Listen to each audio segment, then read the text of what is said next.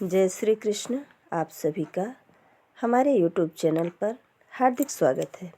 आज की इस वीडियो में आप सभी जानेंगे पौष मास महात्मा।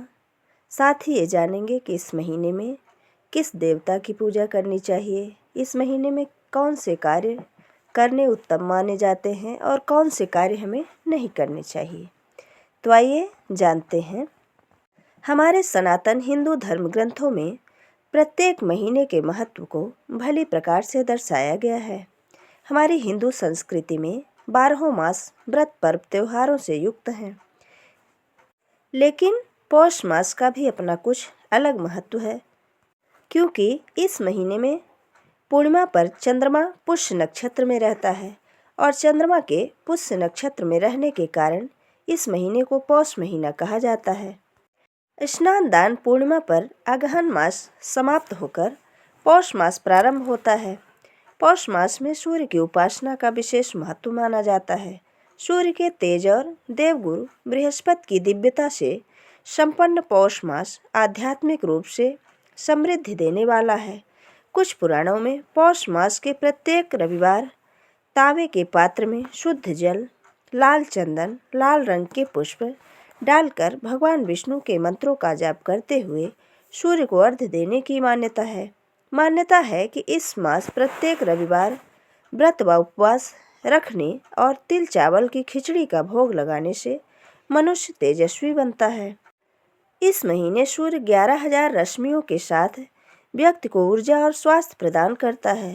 पौष मास में अगर सूर्य की नियमित उपासना की जाए तो साल भर व्यक्ति स्वस्थ और संपन्न रहता है।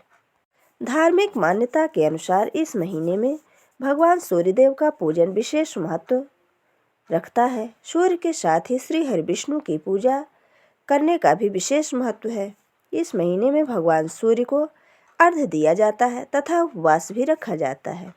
पौष माह में ही धन संक्रांति होती है। सूर्य के धन में जाने से खरमास प्रारंभ होता है। खरमास में सभी तरह के मांगलिक कार्य बंद होते हैं। इस माह में पार्श्वनाथ जयंती मनाई जाती है। पौष कृष्ण एकादशी सफला एकादशी कहलाती है। इस दिन उपवास करके भगवान विष्णु का पूजन करना चाहिए। इस व्रत को करने से सभी कार्य सफल होते हैं और पौष मास में ही कृष्ण पक्ष की द्वादशी तिथि को स्वरूपा द्वादशी का व्रत रखा जाता है। यदि इसमें पुष्य नक्षत्र का योग हो तो ये विशेष फलदायी माना जाता है। इस व्रत का गुजरात प्रांत में विशेष रूप से प्रचलन है। सौंदर्य, सुख, संतान और सौभाग्य प्राप्ति के लिए इसका अनुष्ठान करना विशेष फलदायी माना जाता है। विष्णु धर्मोत्तर पुराण में वर्णन मिलता है कि पौष शुक्ल द्वितीया को आरोग्य प्राप्ति के लिए आरोग्य व्रत भी किया जाता है। इस दिन गोश्रिंग गोदक यानी गायों की सींगों को धोकर जल से स्नान करके सफेद वस्त्र धारण कर सूर्यास्त के बाद बालेंदु द्वितीया तिथि के चंद्रमा का गंध आदि से पूजन करके जब तक चंद्रमा अस्त ना हो तब तक गुड़, दही, परमान्न यानी खीर और लवण यानी नमक से ब्राह्मणों को संतुष्ट कराकर केवल गोरस यानी छाछ पीकर जमीन पर शयन करना चाहिए।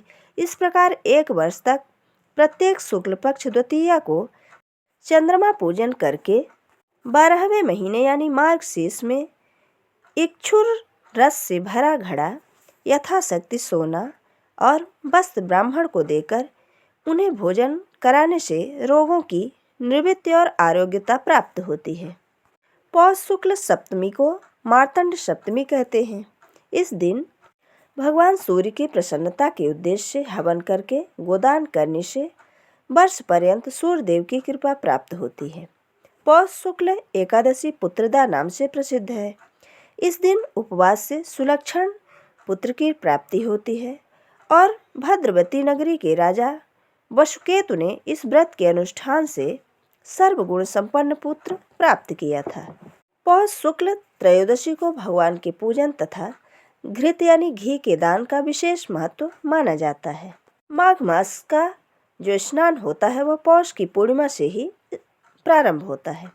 इस दिन प्रातःकाल स्नान आदि से निवृत्त होकर मधुसूदन भगवान को स्नान कराया जाता है और सुंदर वस्त्रों से सुसज्जित किया जाता है। उन्हें मुकुट, कुंडल, किरीट, तिलक, हार तथा पुष्पमाला आदि धारण कराए जाते हैं। फिर धूप दीप नैवेद्य निवेदित कर आरती उतारी जाती है। पूजन के अनंतर ब्राह्मण भोजन तथा दक्षिणा का विधान माना जाता है। केवल इस एक दिन का ही स्नान सभी वैभव तथा दिव्य लोकों की प्राप्ति कराने वाला होता है। पौष मास के रविवार को व्रत करके भगवान सूर्य के निमित्त अर्घदान दिया जाता है तथा एक समय नमक रहित भोजन किया जाता है।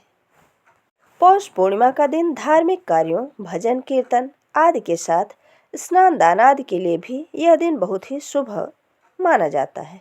पौष पूर्णिमा का उपवास रखने से भी ईश्वर की विशेष कृपा प्राप्त होती है और इंसान का जीवन खुशहाल बना रहता है।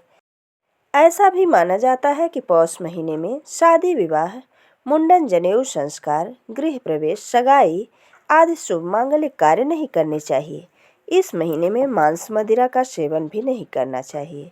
इस महीने में बैगन, मूली, मसूर की दाल, फूल गोभी, उड़द की दाल जैसे कुछ विशेष खाद्य पदार्थों का सेवन करने से बचना चाहिए। पौष महीने में चीनी का सेवन भी नहीं करना चाहिए, क्योंकि चीनी का सेवन भी शरीर के लिए बहुत ही नुकसानदायक होता है और इसके त्याग करने से शरीर में शुद्धि बनी रहती है और आध्यात्मिक उन्नति होती है। ये थी पौष मास से जुड़ी कुछ विशेष जानकारी। अगर हमारा ये वीडियो आपको अच्छा लगे तो लाइक ज़रूर करें और मित्रों के बीच में शेयर करना बिल्कुल ना भूलें। जय श्री कृष्ण। धन्यवाद।